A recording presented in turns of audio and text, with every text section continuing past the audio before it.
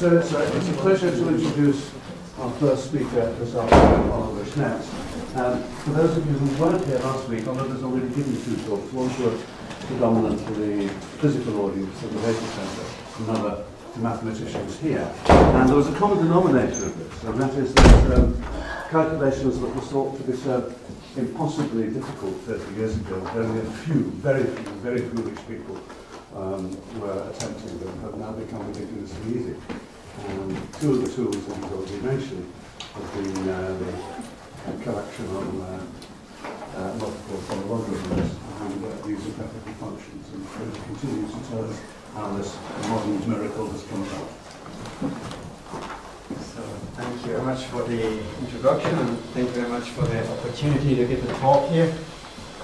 And the talk is a bit more mathematically minded, but still the motivation comes from the field theory. So the title is Graphical Hyperlogs, and the system, the general idea is in quantum field theory we have some object, something that you want to calculate, and if you're in a very lucky circumstances, then we have an opportunity to calculate this object, and if this is of a polylogarithmic or hyperlogarithmic type, then we may convert it into iterated integrals.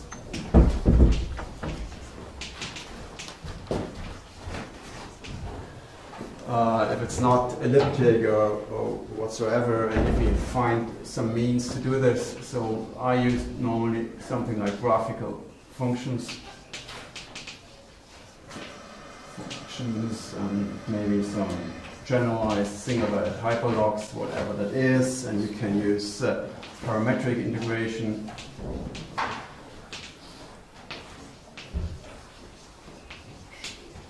Most commonly used is actually some integration by parts, some master integrals, and whatever your favorite method is. And once we are in this iterated integrals regime, then things become easy, because then we have the Hausdorff coaction.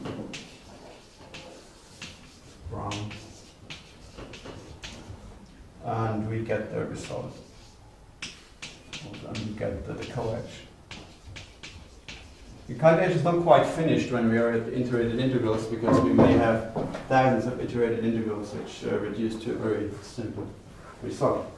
And the general idea is, or the general problem is that here we have the coaction, and this simplifies this bit, but this is the main problem. You would like to extend this arrow a little bit more into this direction, to kind of make this arrow a bit smaller, possibly. So the general idea is to find a formula which generalizes the Hausdorff coaction to the most general case where we can write down a formula in the first place. So I thought it would be a good starting point to think about because it's a Galois theory, and if you think of standard Galois theory, then Galois theory is trivial for the linear case. We have the zero-dimensional Galois theory, the standard Galois theory. So I thought it's a good place to start looking at a general linear setup, which is a biarrangement of hyperplanes. So you have only linear forms in the denominator of the integrand, and you have only hyperplanes, which are the boundaries of the integration cycle. So this is kind of was the starting point, and it was not so hard to come up with a conjectural formula in this case. This is this arrow here. This is the general linear case. But it's only a conjectural formula, and this is a conjecture from 2017. It's a nice formula, and originally meant to talk about this formula here, but then there was a problem with this formula, and the problem was that it worked at least slightly into this direction, where things are nonlinear. So, and then I didn't want to give a formula where it wasn't clear how general it is in the first place. So it extends, the formula extends, at least for certain nonlinear cases, so it goes somewhere down there. And there's a question mark, so I kind of got a bit nervous that I write something down which is foolish half a year later maybe. So I stepped back and did something even less interesting in a certain sense. And this is the graphical hyperlogs.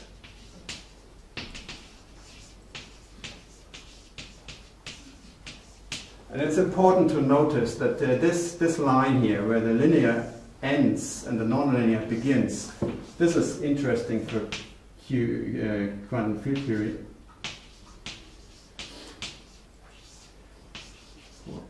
Quantum field theory. This is where it begins to be interesting, because any quantum field theory calculation is nonlinear, more or less. And this is the not so interesting part.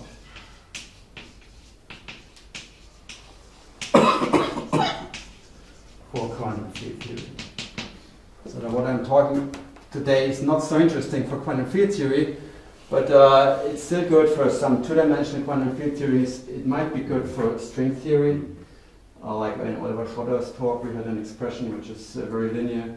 And it might be good for this deformation quantization thing that Eric showed us. So there's some interest, but it's not really quantum field theory on the nose. So, and the problem is with what we have, we can only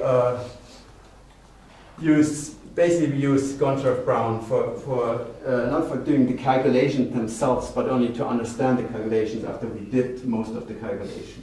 And the idea is to have a coaction that actually enables us to do the calculation, not only to interpret it. So that's the point, and the general formula in 2007, I came up with a formula, and Francis Brown helped me a little bit to understand it or interpret it. It has this general structure of phase tensor residue.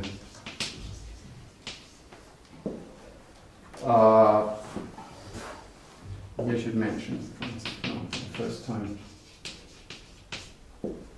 But I skipped this for linear body arrangement.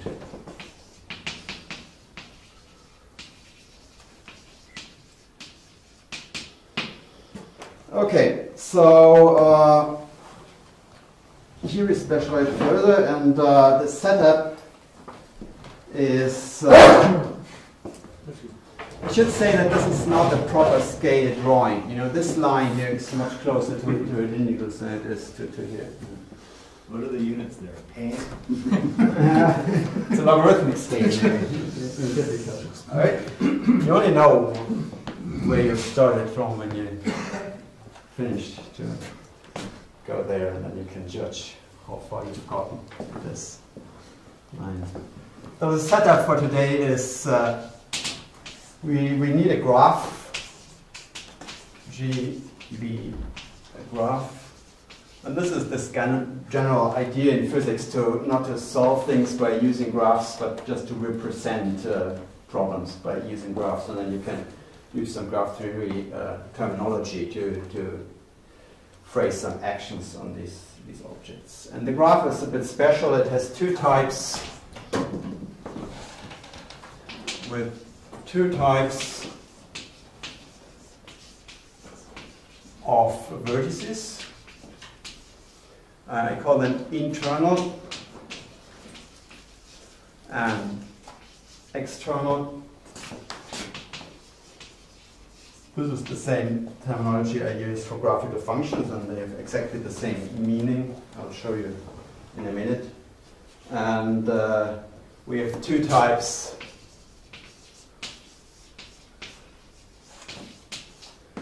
of edges. And this is Betty and the wrong edges. It's only names for edges. Yeah. And so let me explain what they mean. The external vertices are labeled by rational numbers.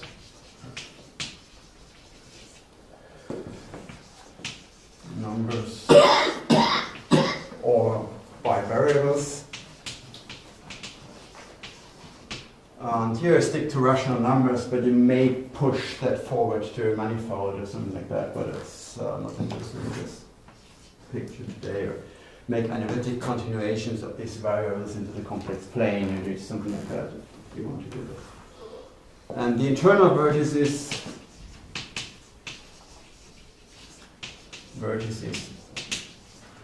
are integration variables.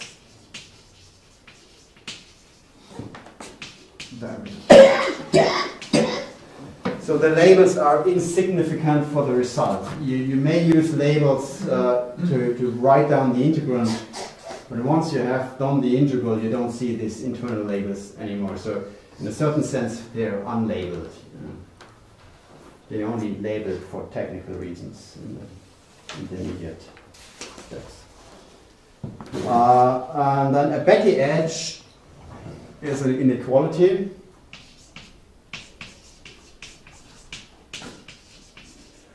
And for no particular reason, I use a double line for Betti edges. Is the inequality B is greater or equal A. And at the wrong edge. But there is question? A and B are these are the vertices. And the vertices A and B are internal or external vertices, and that A may be an integration variable, and this may be a rational number. You said that in one case they're unnamed. Yeah, they are labeled by. And in the other you said they could be complex, but they're not. No, they're not complex. Nothing complex here. There's a rational number, external. No, but you said or variables which might later be in the complex plane. No, they are real variables, and maybe okay, I'm not going there, but maybe in a future step you may analytically continue these real variables to the complex plane, but not now. For the moment, basically. Well, no, everything is real or even rational. And the internal vertices also have labels if I write down this, but in the end they go away. Okay. Right. The RAM edge is a denominator, a factor of the integrand. I should write down the RAM edge. Are they oriented? I didn't say. It's yeah, they oriented. I was meant to say this here to have of oriented edges. It's a factor 1 over b minus a in the integrand.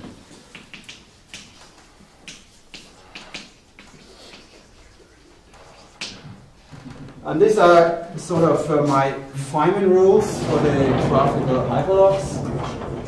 And what I do to get to the function or the number I want to study is we integrate over the internal vertices. Is there any gain to think of the drama edge as a one form instead of like Eric did yesterday? Yes, but you can have more denominators than you have dimensions. So if you have n dimensions, you don't want to talk about 2n or 3n one forms. It's a bit more. It's a bit more general concept if you talk about denominators. But you could still write d log of b minus a instead of this, and not take the wedge of everything, but some sum of wedges of those terms that make sense. I don't want to do anything sophisticated. Can you calculate that you can do over 1 over b minus a cubed? If you want over b minus a cubed, then you have this edge 3 times. But between the same a and b. So between the same a and b. But I'm not really considering this case here. So this is This can be included, but I don't really want to have double edges today. So it's a simple graph.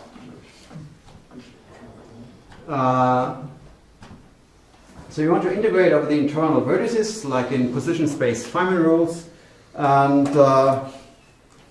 this is, I should say that this is closely connected to cell zeta values defined many years ago by Francis Brown. So it's just so far it's only maybe a new notation for these objects, but what is new is that we're going to write down a formula for the coaction of these objects.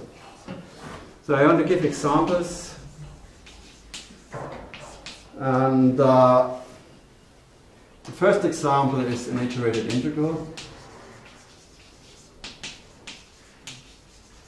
I'm very happy that I've wrote down a formula for the coaction of an iterated integral in the morning. So we'll see a completely different formula for the same object in 5 minutes' time. So I should say that any graphical hyperlog can be converted into an iterated integral by an idea of Francis Brown and the hyperint procedure by Eric Panze. But we don't want to calculate here. We just want to we take the object, write down the coaction. No calculation needed. So that's the general idea of this whole concept. So an iterated integral from 0, there's 2 ways to arrange your words. So I go from left to right again, because I want to have the coaction, the Ram correct on the right, the Rams on the right. So this is kind of the mathematical notation, and the physical notation, everything should be reversed. So this is the standard simplex, and I have weight n. N is the weight. N minus 1 was the weight in the morning in Rice's formula. But you could call this a n plus 1, but set. But I'm not really talking about functions.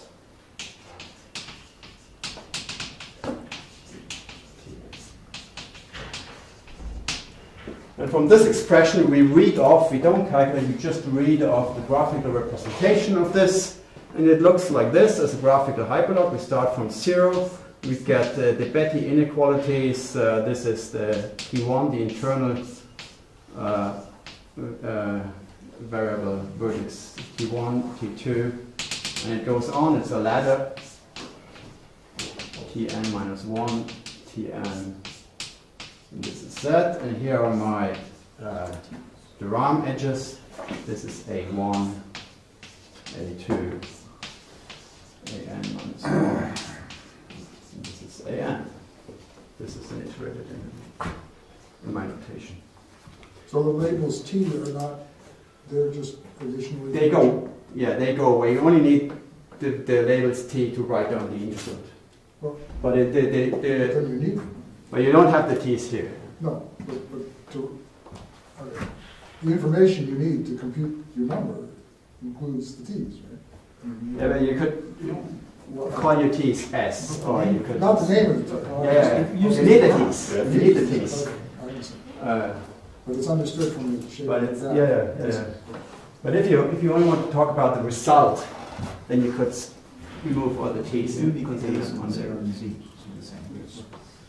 And I'm guessing that in your external vertices you can have multiplicities. The AIs are not pairwise distinct or anything. Yeah, you can have this. That's no problem. You have something like 2 edges and going to 1 external vertex. Okay.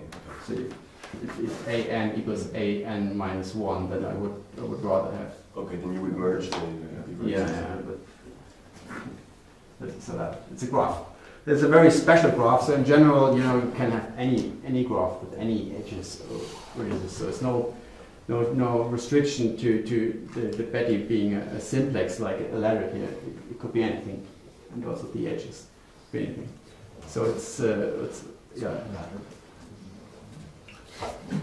So this is the first example, and the second example, I don't really want to talk about it, but it's nice to dualize things. A dual iterated integral. And dualizing these objects, I mean just swapping Betti for the Ram. So you have 0 again, and now you just swap Betty edges with the Ram edges. T1, T2, A2. This is Tn. Minus 1. An. I don't know if this is. But now the TNs do have to have. Now the TNs become important, the ANs become. Or No. This is. What is the integral representation for that? Who am I integrating? You integrate over the t's. Oh, it's the same. Internal and external has. I write down the No, integral. internal and external is the same. Internal and external is the Only same. I only the swap, okay. only swap the edges. So I write down the integral, and then I think it becomes clear. Yeah. It's the integral where the ti are greater or equal to the ai, and you have a d t1 wedge d tn, and you get t1 minus 0 from this edge, and t2 minus t1. It's only a fun thing to consider this integral, but no, I don't really do something with it. But in a certain sense, it's due to iterated integrals, so it should be interesting. This converge. This converges. You don't have problem in infinity because you have all these forms. Yeah, of but you power have infinity. more denominators than you have. It depends on the choice of the AI. There are more denominators. Yes, it's n plus 1 denominators. So I'm not talking about convergence, but it is always assumed that the integral converges. So Can you rewrite this in terms of i's? Yes. As before? yes, everything, But after fractioning, every graphical hyperlog can be represented in terms of iterated integrals. But you have to make a calculation to do this. And I don't want to do calculation. I want to replace calculations by drawings. That's the idea. And in the end, I want to extend this as far as possible to quantum field theory. But that's the Yeah. fantasy. So we always assume.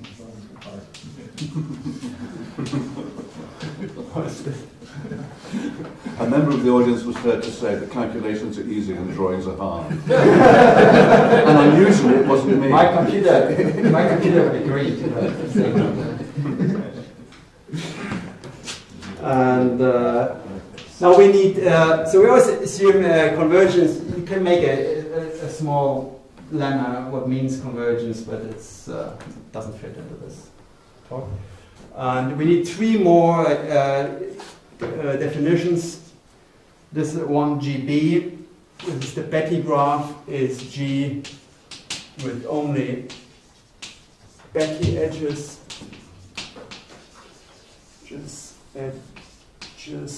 And G, the Ram, is G with only the Ram edges. And then we have something which I call G0 for no particular reason, which is G where all external vertices are identified with some vertex. It's the same construction that Dirk had in his talk last week. It's only needed for technical reasons. So I go back to example and just to remind you what I did. GB for iterated integrals. So it's iterated integrals.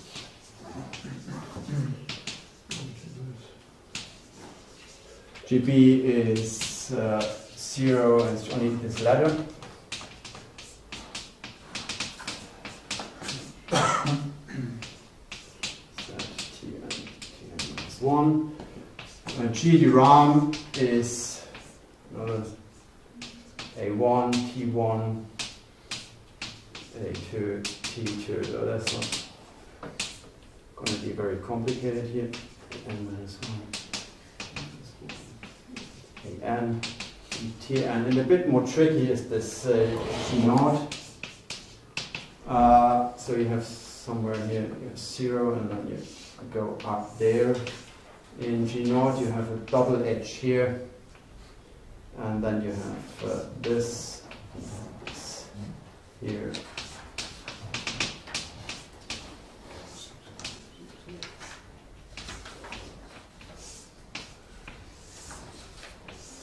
So this gets a bit cramped.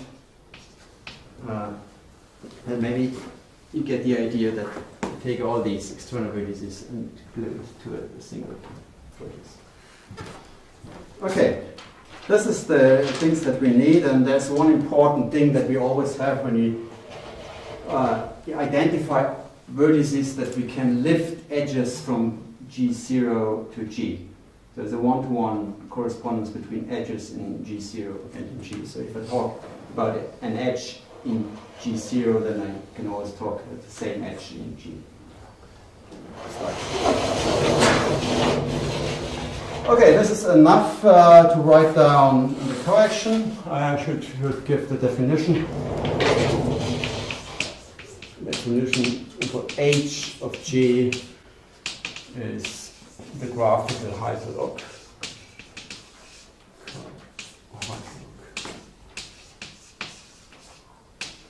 Of G. So it's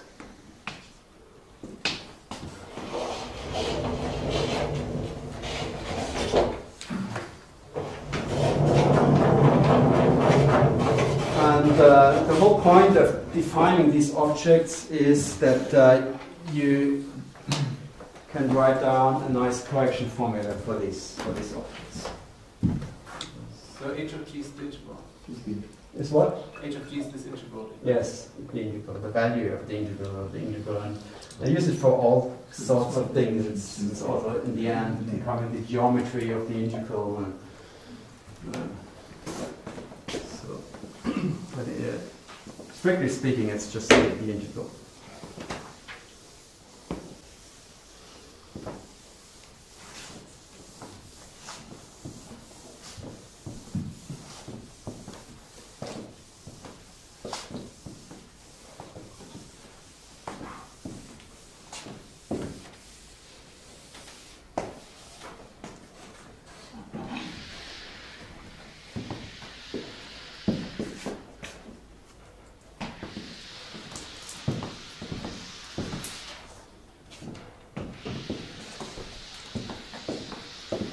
So the next thing I would write down, I would like to call it a theorem, but you should probably better wait until it's published and reviewed. And but I want to call it a theorem. It should be a theorem, you know. It should be okay. I have a private theorem. You have a private proof? I have a private proof. Yeah. Theorem 1, and it's a bit new. So the theorem says if GB and G de Rham are relatively generic,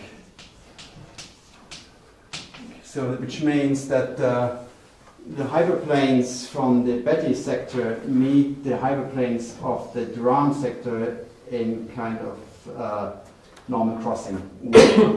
What the de Rham edges amongst themselves do, it doesn't matter. And what the Betti edges do with themselves doesn't matter. It has only to be relatively generic.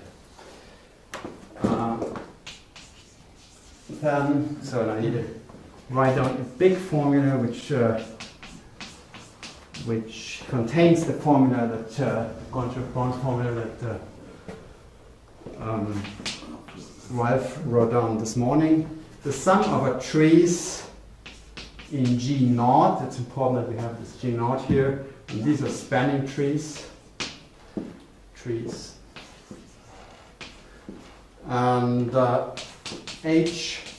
So we have the graph G, and the point is that I write down the correction again in terms of graphical hyperlogs, which is not obvious from the first principle that this is possible.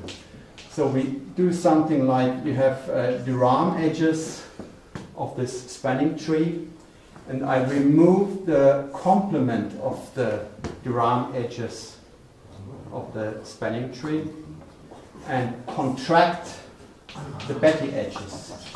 When the complement is in, So this is, it's inside of the, it's in the tree. it's in the tree, Oh. but the tree, the the edges of the tree, they are in G0, but they are lifted to G. And I removed the edges in G, which don't come, the Durham edges in G, which don't come from. Let me write down another way. Every edge that is wrong. So why is that different from TB? I'm confused. Because there are also Becky edges here. So it's the graph G with the Becky edges and with the Durham edges, which are. It's not the complement in T. It's complement in G. Yeah. Okay, that was the question. So it's, maybe there's a better way to write this down, but I have this even in my notes that I have to explain this, what is meant here. So this is this, and this is the Becky side and the Durham side. So we need to do something to make it a Durham period. It's G, and then I do the same thing with Becky edges, and I contract Durham edges. Finished. What's bar on the T here? Complement. Ah. That's the complement. No. So it's this. Oh, it's a G This. minus this. Okay. So this is G Durham T Becky, if you wish. So when you take T Durham bar, that contains the Betti edges of T. So you've already removed the Betti edges of T, and then you're. I removed the Becky, but then I take the complement in T Durham. But then you're contracting in TB, but you've already got. In T. They're already not there. Yeah, but So I mean, you're identifying not- the endpoints. it's not good. Maybe you better think of this. Is this clear? This notation? It's you keep the whole, you keep all Becky edges in G. It means I take the complement in T Durham. You know, the complement. I think the second thing is just much easier. Yeah, it's much easier, but I wanted to give it in this way to have it as a subquotient graph. You know, it has the concept of a subquotient. You delete edges and construct other edges. So it's a subquotient.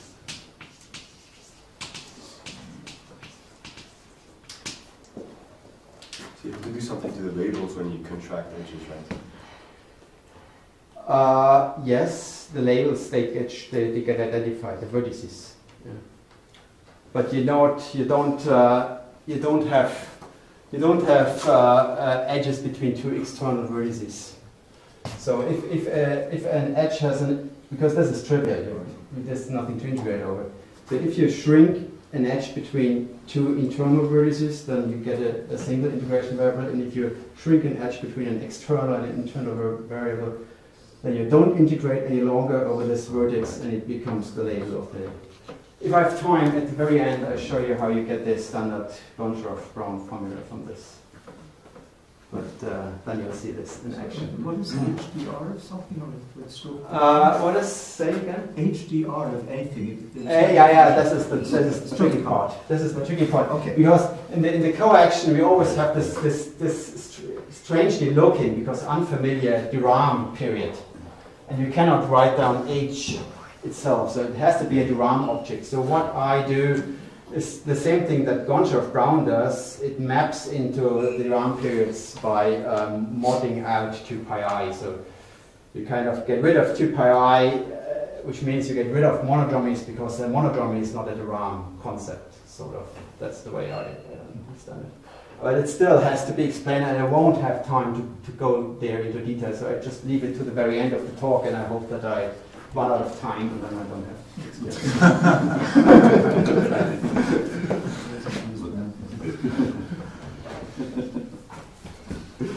Okay, but there is a well-defined concept, at least in the linear framework. Yes.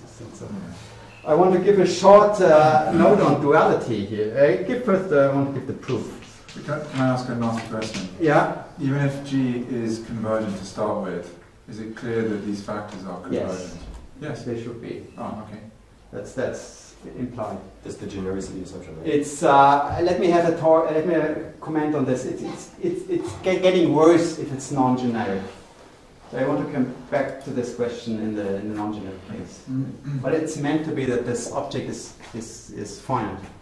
But you might need the properties of the tensor product to see that it's finite. That's the I point. need to rearrange terms. It's not necessarily finite if you have this as a pair of objects.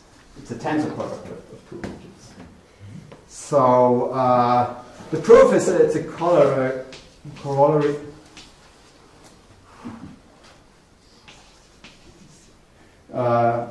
Of the general formula. And this goes, is reduced, and the general formula is proved by reduction to the case of two simplices.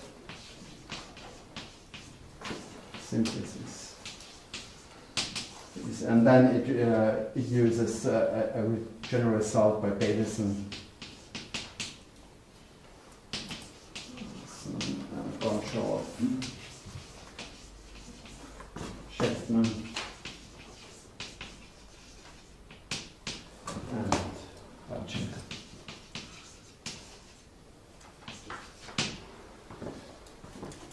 So I want to give a short note on duality. Yeah. Can I ask a question before that on this general formula?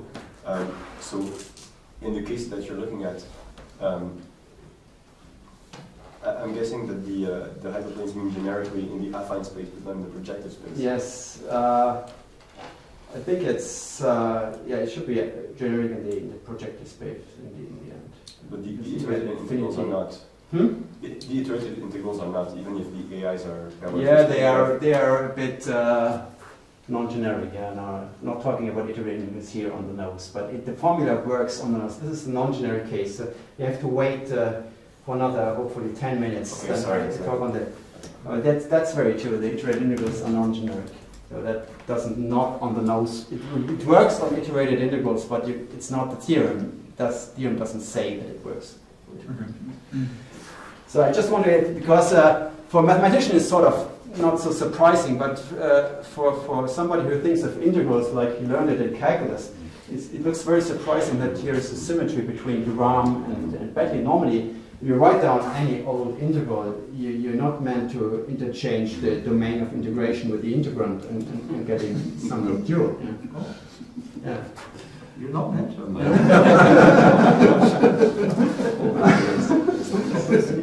And this is what you see here, and for me it was fascinating to see this. All the good mathematicians, of course, know this beforehand, because it's not so surprising in the Duram setup, where we have differential forms and duals of differential forms, and this is much more natural there, and only there you really have the full duality. But it kind of lifts a bit to the general situation where we have ordinary integrals. I presume this formula also holds for Duram. It gives a co-product. Yeah, if you have Duram here, then it's it's the same. Duram here. Yeah. That should be the same. So it's just as an appetizer. Even if you look at inequalities and partial fractions, there's some kind of weird analogy. A, B, C, for example. This means A less than B and A less than C. So there's two things that can happen. Either B is less than C or the other way around. So this is the same as this A, B, C plus A, B, C. And we have exactly the same formula for partial fractions.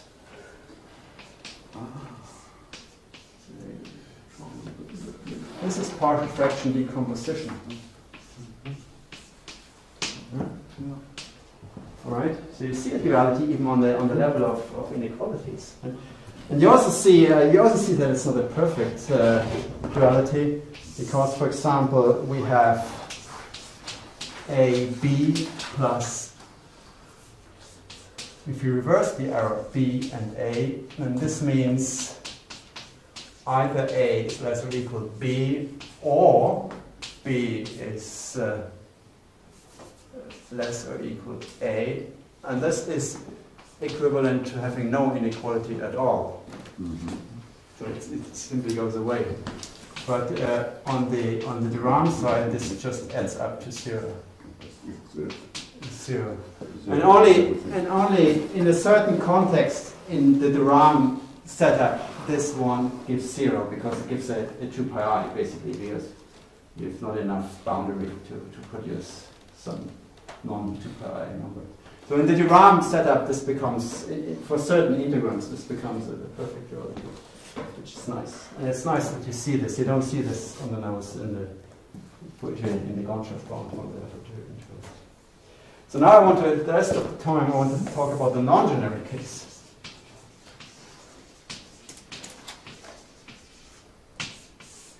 And here should see.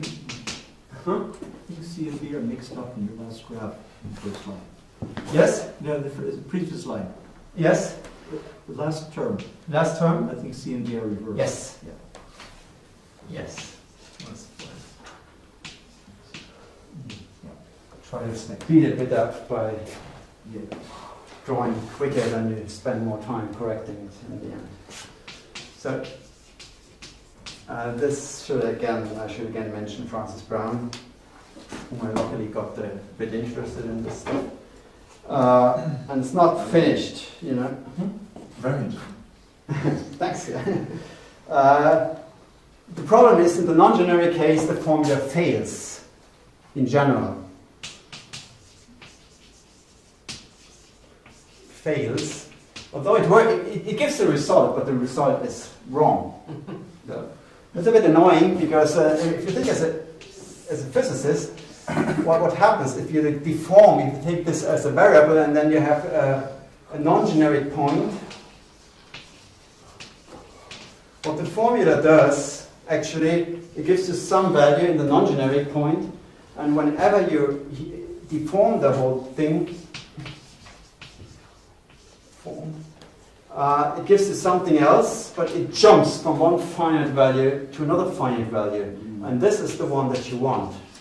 Okay, but if you evaluate it on the nose, then you get something else. So does non-generic mean something like two of the AIs are equal to each other, or do you mean something else? But you mean something about the nature of the graph? Yeah, it could be. It's like even any iterated integral is non-generic because at infinity they meet in an awkward way. So it's if you write down a picture like this is whatever the integrand, and then you have this is the integrand and this is the Betty. If they meet when too many hyperplanes meet in a subspace, then it's non-generic, and it's. But this is Betty and this is the integrand. So it's this is not allowed in the generic case. You always should have it should be strictly smaller the Betty than the Durand. It can never be larger because in this case the integral doesn't converge. But sometimes the edges or the vertices of the integrand touch the hyperplanes from the integrand from the Durand. This is Durand here, and this is Betty. And this is the non-generic situation. So, and there's, I could give you, skip this, I could write down an explicit formula where you see that this actually happens. So, normally in physics we say, okay, if everything is finite, then it should be the limit, but that's not true.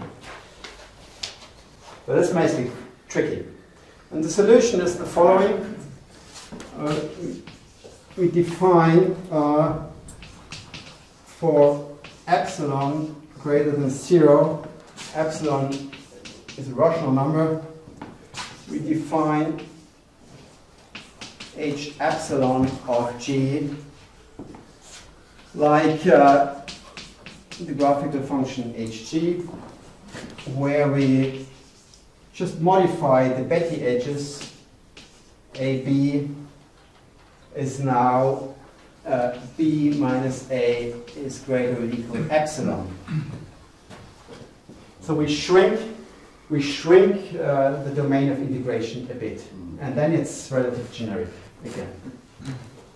And the conjecture is that this sorts the problem completely.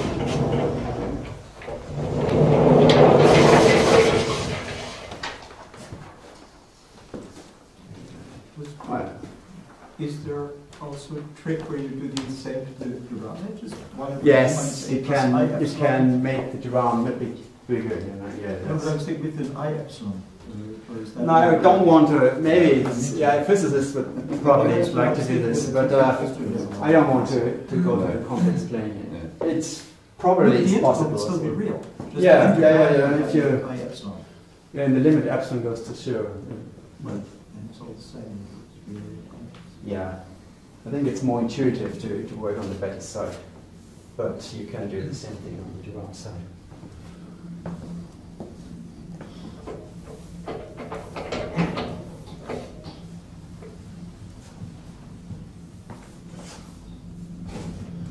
So I really want to write on the conjecture.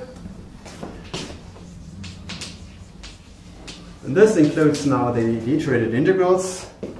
The conjecture is the coaction on Hg is the limit epsilon goes to 0 of the coaction of f epsilon g. It's kind of a natural thing to do. And comments are that this is relatively prime, so we can use the formula here. Yeah. Use 1 for delta h epsilon of g. And it means that taking the limit and taking the coaction commutes. This is what this conjecture says. Is it true if H is generic? Is it true if H is generic itself? That the limits commute. No, yeah. Yes, the observation should be true. But is it not? This is a conjecture, you think. Is it true if H is generic itself? If H is generic, then He's asking if it's a theorem. yeah, In yeah. that case, both sides are now defined. He's asking if it's a theorem. Now both sides are defined. Yes, in Is the it case generic, H is then true, or is it still yeah, it should be true. Well, no, it should always be true. He's asking if it's proved. If it's a theorem in that special case. This can Yeah. It's a consequence of theorem 1, I guess. Yeah. It's not- Yes, only the proof of theorem it's trivial in this case, I think. Ah. Because, And also, why does epsilon have to be rational? because in the end, you may want to move it, I'm not sure if you need this, you may want to move it from one side of the tensor product to the other side to get a finite limit. Because here, you know, you have this limit, and it's a tensor product over Q. And you have two sides, and the theorem, or the conjecture says that the limit exists. So it means that the limit gives a finite quantity, even for the iterated integrals. You get something finite. If you start with a finite iterated integral, you calculate the coaction this way, you get a finite answer. So there's no regularization needed in a certain sense, and then you might need, not quite sure, it's maybe just for safety, you know, you might need that you to move epsilon from one side of the iterated tensor product to the other side. Maybe you can drop it. It's to do with the definition that Hg, it's a period, it needs to be a metric. And yeah, it It doesn't really make sense actually if this is not rational, because if one of these is external and it's a period over Q, then you cannot take something like E or something for epsilon, because then the motivic hyperlog is not really well defined, and you can't talk of coaction in the first place. So And you could also work in a relative situation where epsilon lives in the base and the tensor product is over functions on the base. So epsilon could be any small enough complex number. yeah, but if you I mean, these things are not numbers. This h of g is a function. Hg is a function, but it needs Why to, should those variables be rational? because you want to calculate the coaction, and to actually be able to talk about a coaction, it has to be a motivic object. It has to be in a period, like in your paper, and so the boundaries have to be given by polynomials with rational coefficient, and this is a coefficient of the polynomial which gives the boundary. So it's better be a rational My number. confusion is lower level. You seem to be saying now that the coaction already exists in the sense of some motivic coaction. This is a formula for it. I thought this was a conjectural formula that gives simply some kind of coaction, but it's a property. Yeah, but it's the idea is that this gives the motivic coaction. Okay, so so it's everything should be lifted to the motivic. Oh, so this is the thing already. That's the reason it's better to have this epsilon. So are there going to be periods of the base with epsilon? There's going to be potentially iterated integrals from epsilon to 0. Yes, and they give exactly the contribution that you want. Oh, so you've absorbed them in you've absorbed them into the formula somehow. Here, Okay. Yeah. this is exactly the important things. They make it non-trivial contributions. So, theorem. So this gives an answer for the whole thing. You only have to take this limit, and we had already in the discussion that it implies that the right-hand side is finite. And this is a bit of a surprise because normally we think of, if you think of the Goncharov coaction, we have the idea that we have to regularize iterated integrals before we define a coaction in the first place, and then we have this tangential base point business and so on.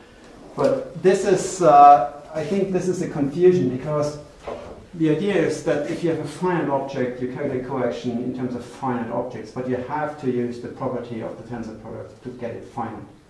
If you think of the tensor product as a sum of pairs, then it's not finite. And I want to give you, this is a theorem because I was also confused about this point. This is a theorem from 2017 on iterated integrals, which says that the Goncharov-Brown coaction of a finite iterated integral is finite upon what you need to use is you need to be able to split Betti domains into simplices. Upon splitting simplices. So this has to be allowed. And this is gives the shuffle and path concatenation. When you think where shuffle comes from and path deconcatenation comes from, it means that you get an integration domain from shuffling and you split it again into simplices. And this is the action that you need to make the Goncharov-Brown formula finite. So it's actually a finite formula. And they give you, because I think this is important, I rather spent the last a bit of the last 7 minutes to explain this in an example. And this kind of solves many problems that you a priori think would be there in the hyperplane arrangement situation where you don't have a natural way to regularize these objects. So if you think of the coaction of minus zeta 3 motivic, then that's an iterated integral from 0, 1, 0, 0, 1. And now I'm only looking at terms which weight 2 on the left-hand side, or transcendentally weight 2 on the left-hand side and 1 on the right-hand side. So you pick, in the standard Goncharov-Brown coaction, you pick, it has 3 terms where you can pick 1, 0, and 0. No, you omit 1 or 0 or this 0, and you get, if I omit this 1 here, I get 0, 0, 1, tensor iterated integral 0, 1, 0, plus iterated integral, now I omit this one, 0, 1, 0, 1, tensor, this is the RAM here, tensor I 1, 0, 0, 0, 0, plus, and this is this one here. Now I omit this 0, iterated integral 0, 1, 0, 1, tensor iterated integral 0, 0, 1. And yet, now you see that you have many singular things here. assuming singular things. This is singular, but this is 0. Okay? Because this is the empty domain. And this is a bit worse. This is something like minus pi squared over 6 on the Betti side. This would survive, and this is singular. But here's the same minus pi squared over 6, and these two combine by path decomposition to 0, 1, 1, 0, 1, which is 0. Yeah. Or if you reverse the order of this, then you get minus this, or whatever way you want to calculate this. This is if they add together to an empty. But it's finite. Aren't they 0 anyway? It's just a log of, if you take a tangential base point, that's 0 anyway. You can take a tangential base point, then it's anyway 0. But then you have regularized it. Oh, okay. I don't want to regularize it. I want I to see. say you only split simplices into other simplices, and you get the right result. So you don't have to talk about tangential base points. The only thing that you should do when you regularize these, they should be compatible with shuffle and with path deconfiguration. You cannot anything. So you view the symbols I of something as formal symbols modulo the relations. You're saying that if you start with something that's convergent, then all of the terms can be made. Yeah.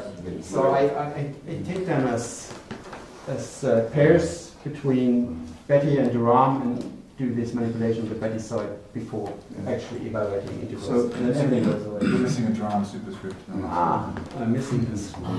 Here's Durham, here's Durham. Below. Down.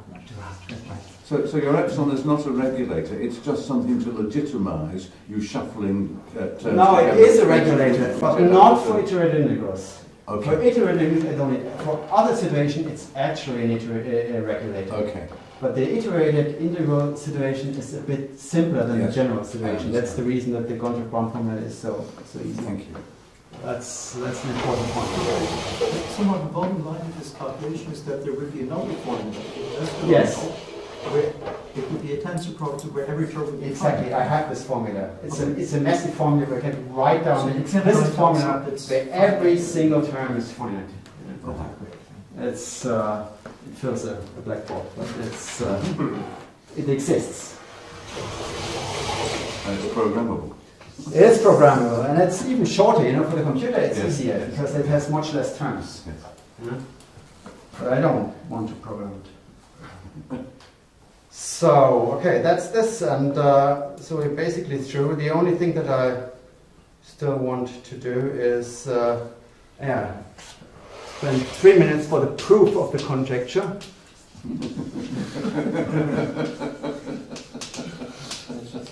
This is a naive proof.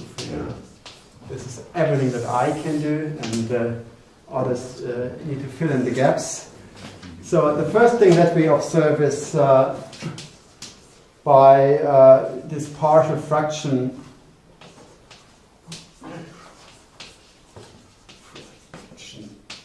decomposition and splitting of simplices, we can assume that G is generic. So we can lift from relatively generic to generic by doing these operations. So we can assume without restriction that we have a generic situation for epsilon, Hg, H epsilon of G. So if we introduce this epsilon, then we can, and epsilon is greater than 0, then it's generic. Then we blow up the singularities in H0 of G, where it's where things are non-generic, and we get something, whatever H0 tilde G0. Now I'm using this symbol in a completely different way.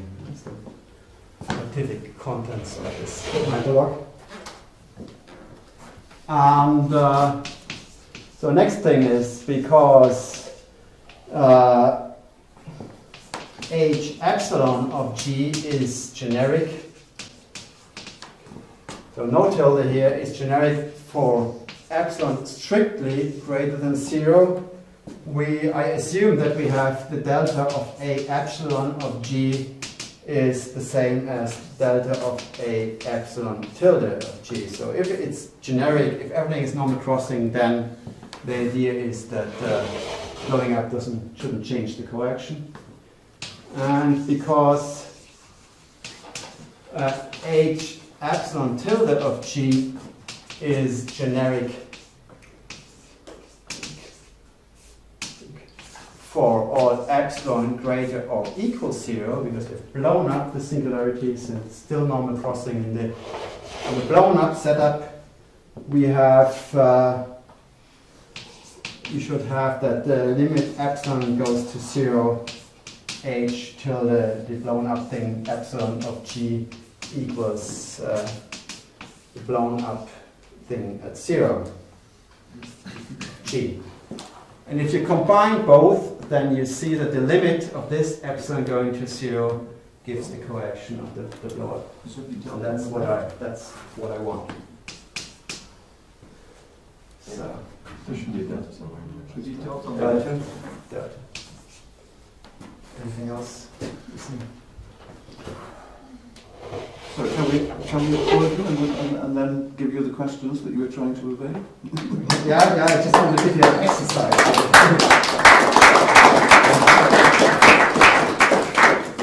Exercise, and the result is in the notes. Calculate Goncharov-Brown coaction from theorem 1. And you can compare your results with it. Okay, so it's nice because it's very simple to do this. It's not a major thing. It's another 5 minutes. Questions? Questions. Don't let him evade them. Eric? I got a question to this limit. So, which topology am I supposed to understand this limit? I mean, I understand what it means for a number, for an integral, so for the in the end. logarithmic side, but what is the topology on the Durand side at which you take this limit?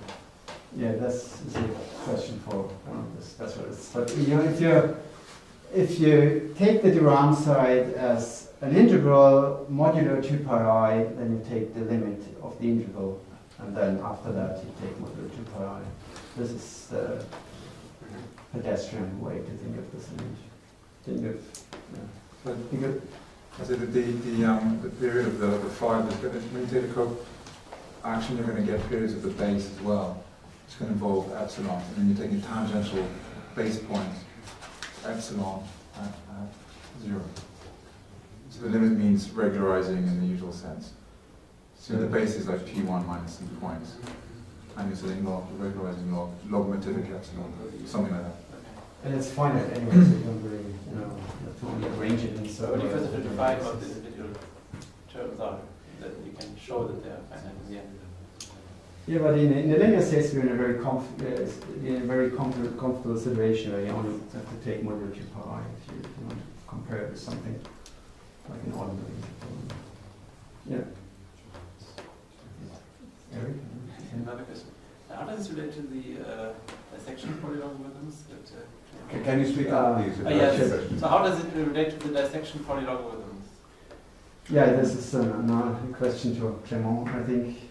I should mention that also I had intense communication with Clément, so he's also involved in the business.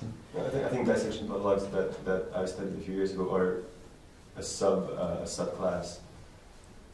Yeah, I mean we can discuss it, but it contains the iterated integrals and some other graphs. It's much smaller than your bigger family, but the formula is the same. Okay. But how do the graphs look like? Yeah, I guess so the Betty side is just what I would call a ladder in my setting, and you're only allowed the same number of edges in the Betty side and the Durand side. I guess that's the subclass that I was looking at, but the formula is the same. I have a question. Yeah. You said at the very beginning that you might, in principle, push this further back towards quantum field theory Yes. than you have today. Yeah. Do you have any indication of what type of new computations that might enable? No. The answer is no, because it's just too soon. I didn't even spend much time on doing this because I'm actually not really paid for doing this. This is not on the notes what I'm meant to do, but I can't refrain from having a look at this. And it's just, you know, I did the graphical function, the simplest graphical function, the Bloch-Wigner dialog, and it comes in parametric space with a quadratic times a linear thing. And this works perfectly with this general formula. So and go to the next thing, spend another week, see what it does, and I hope in a few months' time I have a clearer answer to this question. So because it would be really interesting.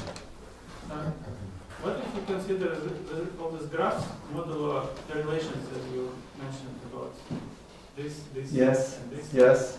Do you expect to get just some kind of just double shuffle relations and that's all? You get something much simpler, so maybe you get back to iterated integrals or something like that. But then you have to calculate, you know, these are calculations that you do. I suppose. Maybe not quite. No. So you get everything can be reduced to pairs of simplices. No, it's not going back to iterated integrals. It's you get it reduced. You get maybe back to indices intersection, hyperlogs, or something like that. You know, the partial fraction reduces potentially the number of denominators if you're able to move them to external values or something like that. You know. So you can lower the number of external of Betty of the RAM edges, and splitting to simplices, which is the other one, reduces the number of Betty edges. So what you always can do is you can make your Betty graph a ladder. That's what you always can do. And the Durand side is a bit more complicated. No, it's the same on the Durand side. Hmm? On the Durand side, I would expect it to be the same. No, it's not quite. I think you can't really get rid of an edge between two internal vertices. No, but you can also. Why? You just want to get a ladder, right? Yeah, you get a ladder, but it's not a ladder in the sense of doesn't give you an iterated integral. You can either make the Betty a ladder or the Durand a ladder, but you can't make both. If you want to go to an iterated integral, then the Betty has to be a ladder and the Durand has to be this. Oh, yeah. And this you can't achieve both with these operations. You can either make Betty trivial or Durand trivial, but then you get the other one gives you the complicated things. So it still goes beyond. But then you have to use your hyper and you differentiate and integrate. But this is a complicated thing to do. So in order that we have 5 minutes break before the next talk, I'd like to thank Oliver for so candidly reporting work in progress, which is what is supposed to happen at a workshop.